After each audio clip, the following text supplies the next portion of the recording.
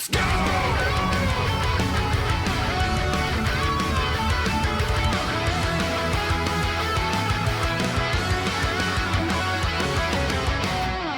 So here's an interesting piece of news. Number one, I didn't even know that AT&T owned WB Interactive. I had no idea. I thought AOL owned WB. I'm just not keeping up with this shit. But that was a big shock to me, number one. Number two, the actual news is that studios like NetherRealm, Avalanche, and as it's saying here, Rocksteady, are on sale. They are up for sale. AT&T is sick of this video game shit. What it's coming down to. They're sick of it. So they essentially are put up for sale. By put up for sale, AT&T, which purchased Warner Media in 2018, these bitches couldn't even last 2 years, is looking to divest some assets to help pay off their $200 billion in debt. Well, that makes sense.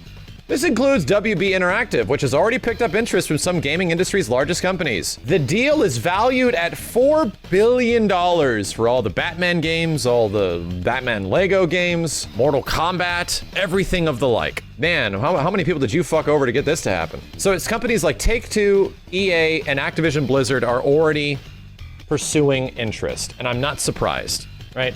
Definitely not surprised. So the interesting thing, their interactive entertainment division, which includes studios, right? This includes their studios, right? I'm curious what this exactly means. Let's keep going. Any company that does purchase WB Interactive will not gain the rights to IP or Harry Potter, which is owned by WB. Instead, any deal will likely include a commercial licensing agreement where AT&T can continue to get revenue from its IP. Potential purchase will, however, include studios that belong to WB Interactive, like NetherRealm and Rocksteady, the developers behind Mortal Kombat and the Batman Arkham series, respectively. So it's like a rev share? Weird. This does not seem... So you're telling me WB and AT&T still make money in the background? It's just that you get to use, right, like these games are published by Activision now instead of WB games, but we still make money? All those potential buyers will ruin NRS games? I got a question for you regarding NRS's state over the past couple games that have been released. Have you been happy with the price of additional seasons and content and the distribution of content and in-game items in accordance with the way Injustice 2 and Mortal Kombat 11 did it? What I'm saying is that I don't think it'll get any better. You buy everything in like MK11, you're spending like 120 bucks or some shit like that. You bought everything in Injustice 2, you're spending at least over $100. So all things considered, I think WB essentially, you know, doing what big video game businesses do, right, has already kind of happened to NRS. And it was painfully clear when Mortal Kombat 11 came out and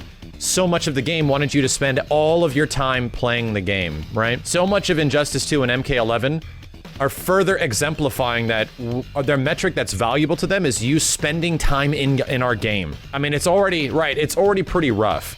It could get worse, right? And I guarantee you, EA or Activision getting a hold of these things it's not gonna be a better situation. But what I'm saying is that you're already kind of in a boat where these games have absolutely already done shit that you've been putting up with, but you've been accepting it because it is something you like. Take a step back and realize what happened with Injustice 2 and MK11 and how expensive it technically was. You liked it, so you're more accepting of what they were doing. I'm not trying to run a defense force for this guys or a defense force for these games or say that I'm proud of it or not, but it's already happened. Potential purchases include everything behind Batman Arkham series and Mortal Kombat. AT&T purchased Time Warner for $109 billion. Oh, Time Warner in total for $109 billion in 2018 and amassed a $200 billion in debt.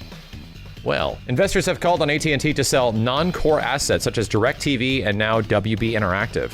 There are multiple projects rumored to be in development under Warner Bros. Interactive, including a new game from Rocksteady, a new Harry Potter RPG, which that actually leaked. It looks crazy. And there's also a new Batman game in the works at WB Montreal.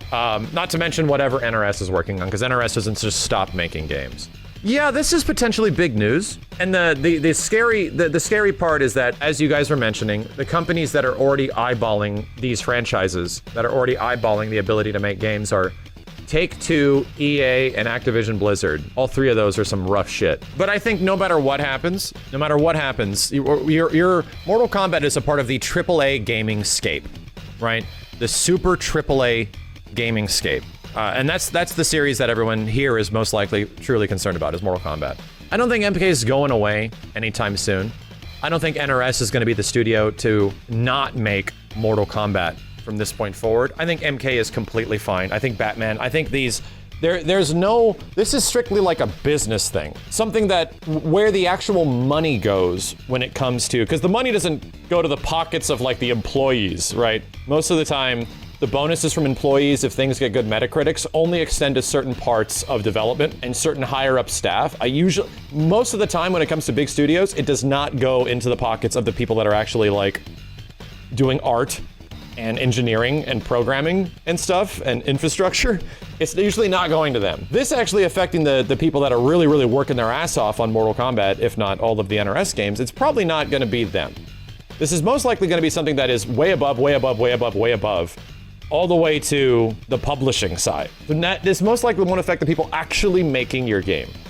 Will it affect business decisions in the future to include things in the games that are going to be mandated, which is exactly what has already happened to NRS games? Absolutely. Absolutely. Yes, it will. How that happens, I don't know. I don't think this means that suddenly Rocksteady's not going to be making Batman. Suddenly, NRS isn't going to be making Mortal Kombat. These games are still going to be made by the same people. And if you like the way that they are made by, you know, the way that they've been made for the past few games, then I wouldn't be worried, because they're still probably on the same track to do that shit. It's definitely interesting, right? I mean, this is a big wake-up call to me, because AT&T, I didn't even realize that they bought out Warner Media in 2018. For that much money, for like $100 billion? Fuck, you just have $109 billion. Buy Time Warner. Wow. So all things considered, it is crazy news, but a lot of people immediately freaking out about, oh no, this means this, this means that. I wouldn't worry too much. And the likelihood of this even affecting it anytime soon? I don't think so, man. I don't think so. You know what it actually could be? It could possibly be that there could be even more budget. I don't know how you put more budget into a game like Mortal Kombat. I don't know. Right? You want to talk about the only fighting game that actually has a budget out there, the only one that actually has a budget is Mortal Kombat. Like, super truth.